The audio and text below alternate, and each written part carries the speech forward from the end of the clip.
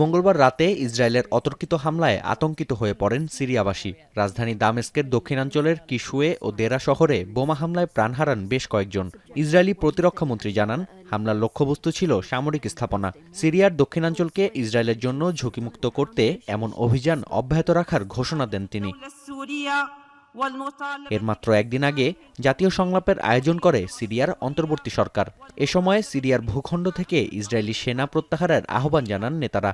দেশ বিনির্মাণে জাতিকে ঐক্যবদ্ধ থাকার আহ্বানও জানান অন্তর্বর্তী সরকারের প্রেসিডেন্ট আহমেদ আল শারা।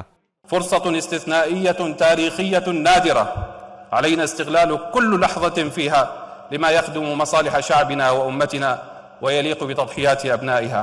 الإسرائيلي ودعوة المجتمع الدولي والمنظمات الإقليمية إلى تحمل مسؤولياتها تجاه الشعب السوري। ইসরায়েলকে ঝুঁকিমুক্ত করতে সিরিয়ার দক্ষিণাঞ্চলে হায়াত তাহরির আল শামকে মেনে নেওয়া হবে না। নেতানিয়াহুর এমন বক্তব্যে ক্ষোভে ফেটে পড়ছেন সাধারণ সিরীয়রা। তাদের দাবি, আরেক দেশের সার্বভৌমত্বে হস্তক্ষেপ অনাধিকার চর্চা, যার জবাব দেবে আহমেদ আল শারার সরকার। رح زيدك كمان أكثر أي قدم أجنبي غريبة على الأرض السورية. عم تفتش كمواطن من الخروج من الحال اللي نحن فيه لنعيش العيش الكريم. المخول إنه ترد عنا هي الحكومة السورية.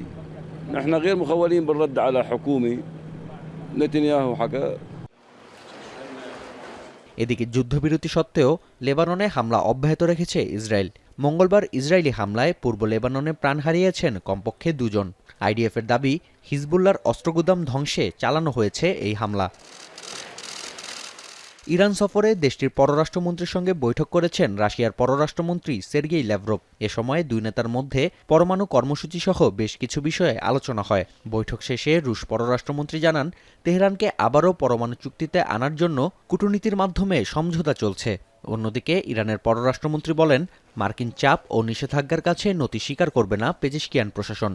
حفظ وحدت سرزمینی، حفظ تمامیت ارضی و پیشرفت سوریه بر اساس خواست مردم هست و ما از صلح و ثبات در این обменялись мнениями о военно-политической и гуманитарной обстановке в Сирийской Арабской Республике, подтвердили обоюдный настрой на дальнейшее согласование наших подходов.